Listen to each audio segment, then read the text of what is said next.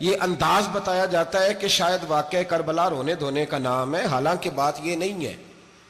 یزید کی لشکر جو امام حسین کے مقابلے میں آیا، امام حسین کے لشکر کی تعداد 72 تھی، تو یزید نے 22,000 آدمی، مجھے بتائیے 72 کا 22,000 سے کوئی مقابلہ ہوتا ہے؟ بولیے۔ عمر بن سعد نے پھر عبید اللہ ابن زیاد کو لکھا کہ 22,000 بندے تھوڑے ہیں، کچھ بندے زیادہ بھیج۔ تو عمر بن سعد کو عبید اللہ ابن زیاد کہنے لگے کہ تو پاگل تو نہیں ہو گیا، 72 کے لشکر کا 22,000 بھیجا، اور کتنا بھیجوں؟ تو اس نے کہا تمہیں یہ نہیں پتا یہ لوگ کون ہیں؟ یہ مولا علی شیر خدا کی اولاد ہے، ان میں ایک ایک شخص ایسا ہے جو 1,000 کے مقابلے میں لڑنا جانتا ہے۔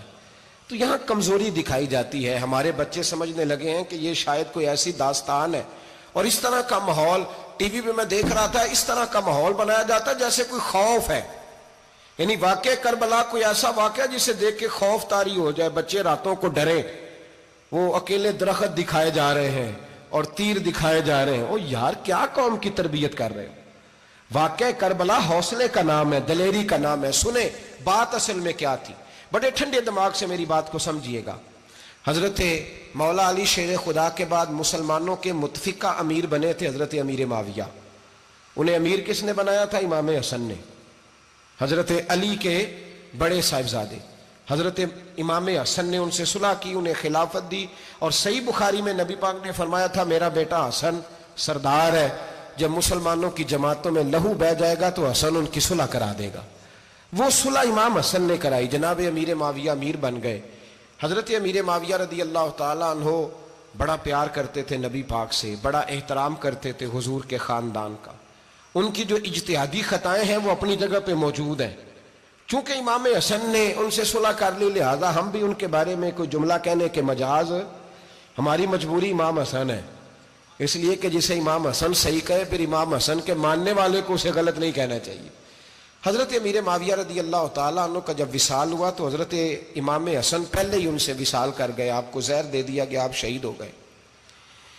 امام حسین موجود تھے، تو یزید کے بارے میں لوگوں نے کہا جناب امیر معاویہ سے کہ یہ ٹھیک ہے، مناسب ہے، اور بہادر ہے، دلیر ہے۔ وہ جو ہوتے ہیں نا خوش آمدی ٹولہ، ہمارے ملک میں جو اچھی خوشامد کرے اسے اچھی وزارت ملتی ہے، اچھی وزارت اسے دیتے ہیں، جو ذرا صحیح بدتمیز بھی ہو اور صحیح وکالت کرنے والا اسے وزارت صحیح دیتے ہیں۔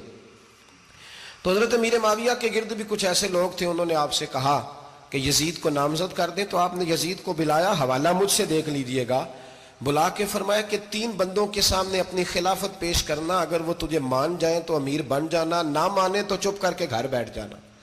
وہ 3 بندے کون ہیں؟ جناب عبداللہ ابن عباس، حضرت عبداللہ بن زبیر اور امام حسین رضی اللہ تعالیٰ عنہ۔ یہ وصیت فرمائی جناب امیر معاویہ۔ ہوا یہ کہ یزید جب امیر بنا نا، 2-3 چیزیں ہوتی ہیں جب کسی بندے کو قابو کرنا ہوتا ہے، 2-3-4-5 چیزیں ایسی ہوتی ہیں جس سے بندہ قابو آتا ہے۔ تو اس نے بھی فوری طور پہ، یزید نے دیکھا میرے لیے مسئلہ کیا بن سکتا ہے۔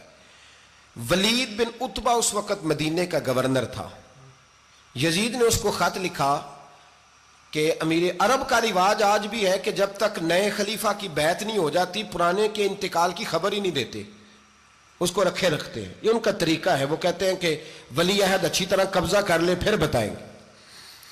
حضرت امیر معاویہ کا وصال ہو گیا، بتایا نہیں۔ یزید نے اب کیا کیا، چونکہ بڑا چلاک آدمی تھا، بڑا شاطر تھا، بڑا تیز تھا، بڑا عجیب اس کا مزاج تھا۔ یہ چلاک لوگ زندگی میں ہمیشہ دھوکہ کھاتے ہیں، چلاکیاں انسان کو گراتی ہیں اور اتنا منہ چھیل جاتا ہے کہ منہ پہچانا ہی نہیں جاتا۔ بندہ اپنے آپ کو رب رسول کے حوالے کر دے تو اللہ بڑی بہترین جزائیں عطا کرتا ہے۔ یہ لوگ تیزی دکھاتے ہیں بعض، تو یزید بھی تیزی دکھانے والا تھا۔ اس نے ولید کو خط لکھا، کہنے لگا کہ فوری طور پہ عبداللہ ابن عباس کو بلاؤ اور اسے کہو میری بیعت کریں۔ یہ جو بیعت ہوتی تھی نا، یہ بھی سن لے کیا ہوتی تھی۔ یہ بیعت حلف ہوتا تھا، حلف کہ میں اللہ رسول کے نام پہ حلف دیتا ہوں کہ میں یزید کی اطاعت کروں گا، میں اس کے خلاف کوئی بغاوت نہیں کروں گا۔ کوئی یہ بیعت لوگ سمجھتے ہیں کہ بس ہاتھ پکڑنے کا نام بیعت تھا۔ اس بیعت کا متبادل جمہوری ملکوں کے اندر ووٹ آیا ہے، اس کا متبادل لفظ۔ تو کہا بیعت کرے، حضرت عبداللہ ابن عباس کو بھی بلاؤ، عبداللہ بن زبیر کو بھی بلاؤ، امام حسین کو بھی بلاؤ۔ امام حسین